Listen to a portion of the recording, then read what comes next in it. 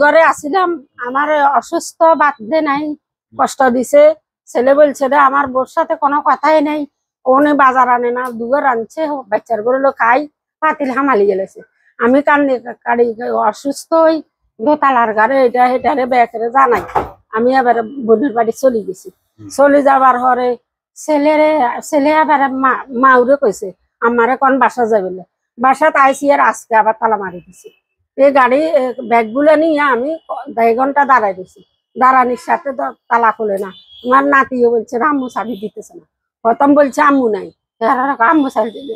ছেলের বলছি যে আমার তালাকা ভাঙ্গি দিয়ে আমি ভিতরে ঢুকি, যা হইব পুলিশ আইয়ক সাংবাদিক আইয়ক আমি বলবো। না বাঘ গড়ি যোগ করি না, ছেলে বড় ছেলে কেছে বাঘ যোগ করি ভিন্ন করে দিই। আমি 15 বছর খাবাইছি আর খাবাইতে পারতাম না, তো আমি কেছি যে আমি না খাবাইতে পারলে আমি ওনার বাঘ যোগ করে দিই, আমি আরেক ফ্ল্যাটে চলে যাব। যেহেতু উনি করছে আমাদের জন্য, এখন সবাই তো আপনার জন্য করা দরকার। হ্যাঁ না আরো ছেলে আছে না? কয় ছেলে আপনার? 2 ছেলে। 2 ছেলে হলে আমরা আরেক ছেলের কাছে তো আপনি দেখতে পারেন না, তো বারবার যেহেতু তালা মারিছে মারি দিছে, তালা মারি দিছে, উঠাইয়া কাফাইয়া টাকা দেনা পয়সা দেনা অত্যাচার কথা কবিলা দেনা। আপনার আরেকটা ছেলে আছে? আমার আরেক ছেলে বিদেশ কোন ধরা খাই চলে গেছে। আমার বড় ছেলে কাছে যত টাকা লাগে সব টাকা বিদেশ যাই বেলে দিমু, বাজার খরচ করবেন, আপনি বাগযোগ করে দিবেন। এটা আমি যদি মিথ্যা কই আমি বড় হজ করছি, আল্লাহ আর গজব হয়ে দিন। আমার আর কিছুর বলার দরকার নাই, এত কিছু বলতে পারিনি। 4 ভাগ করি, 3 ভাগ বড় ছেলে নিছে, 1 ভাগ দিছে ওনাকে, ওনারটা ওনারে বুঝে দিবে, আমি এটাই চাই। সম্পূর্ণ বুয়া কথা। জায়গাটা আমার হাজবেন্ড 9 সালে নিছে, 2009 আর কি। এরপর ওনার বাবা মারা গেছে, উনি যখন ক্লাস 8-এ ছিল তখন ওনার বাবা মারা গেছে। হ্যাঁ, ওনার 1 বোন 2 ভাই।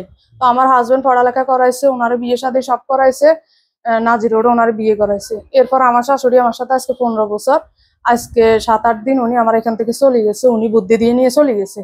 হ্যাঁ, আর আমার বিষয়টা হচ্ছে যে আপনি এখনই দেখেন যে আমার দরজার সামনে সারাক্ষণ তালা লাগানো থাকে। এখন ওইটা যদি উনি মিথ্যে বলে, আমার এখানে ভিডিও ফুটেজ আছে, ইভেন অপোজিট দরজা এখনো তালা লাগানো আছে, শাটারে সারাক্ষণ তালা লাগানো থাকে। তো উনি যদি মিথ্যা বলে, মিথ্যা তো বললে তো আমি কিছু করার না। আপনাকে নাকি ডাকছে ভিতরে থাকিও তালাটা খুলে, আমাকে তো ওনারা আমাকে মারধর করছে, তাইলে আমি কি তালা খুলবো? আমার জানে নিরাপত্তা আছে না। তো আমি অন্যান্য লোকদের সাথে কথা বলছি, র্যাবের সাথে, ওনারা বলছে যে আপনি তালা খুলিয়েন না, সে যদি ভাঙি ঢুকতে পারে ঢুকুক, আপনি শুধু ভিডিও ফুটেজটা রাখেন।